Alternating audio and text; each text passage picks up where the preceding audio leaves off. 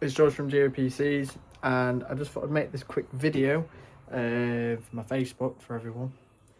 This computer's come in for an upgrade. As you can tell, I've started to strip it down. It's having a new board, CPU and CPU fan installed basically, and they were basically having issues with it not performing very well or getting quite hot, stuff like that. And as I was stripping it down, but bear in mind guys, it's a CyberPower computer as well, so if you're in the world of computers and you've heard of CyberPower, their computers are very hit and miss, depends on who builds them. So I think I've got one more screw left to take out, but I was just going to take these RAM sticks out and I realised there is no way CyberPower, look at that, it's not even fully engaged on the CPU properly. And then if you look here, so they're supposed to be your mounting clips here that go into the board that hold on top of the CPU. So you got two there, which both are not even installed, but you got two here which are broken. Oh, okay. Good job, PC builder, who did this one. Okay. So if you guys remember, we had the board with the cooler that wasn't sitting right on the board CPU, because two of the clips broken, two of them weren't even fully engaged, causing the system to overheat. However, they've decided, before I even realised what was actually wrong with the system, that they wanted to upgrade the board, the CPU, you know, go to a new socket and everything else. So they're going to that, they're going to the i7 12th gen, and go into a decent cooler. And then once I jump into the system, I'm then going to optimize everything, make sure all the drivers are up to date, the BIOS is up to date, basically everything.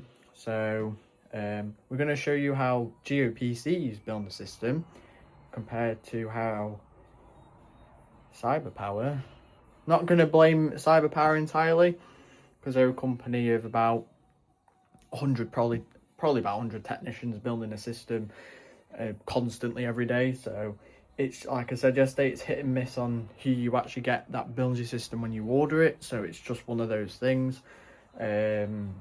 Just make sure you test everything when you buy something from CyberPower. Make sure everything's running okay. If it's overheating, get in contact with them straight away. Even if it is a pain to send it back to them, just get in contact with them and let them sort it out. Other than that, they somehow managed to make it last until this upgrade, which is about a good year.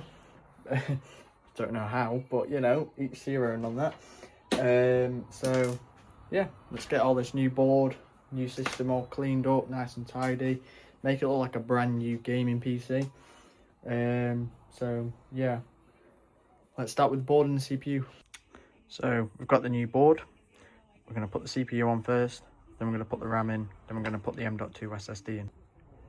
Well, there's the CPU. I tend to keep these just in case, because they basically, if you remove the CPU and you need to send the board back, for example, for RMAing, that cover protects the CPU pins underneath, stop them getting damaged. So there's the CPU installed. There's about £400 worth of RAM installed. If you guys don't know what I'm on about, the RAM is about 50% higher than what it was. So you could probably buy these two sticks like together in a pack for about, call it 80 quid. They are now about 350 quid.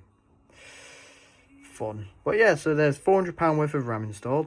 So let's get the M.2 in. There's the M.2 SSD. So we're just gonna take off this back peel here, which is the thermal pad to keep this nice and cool, and then get this installed on there pretty much. We're now going to put the IO shield on the back of here and get the cooler installed on here, and then we can basically move this, pull it in there, get it all screwed in, and then we're going to sort out these cables because, well, they don't half make a mess of them when they build everything, do they? Well, that's a lot better compared to what it looked like before. I just need to clean it up a bit more. Got some dust down there and just do down there and some of the fans, but got most of it, well, the whole thing built. Windows 11 loads up, so I'm just going to go in, do the drivers, and don't have a loosey-goosey fan now. So yeah, the GOPC way, guys.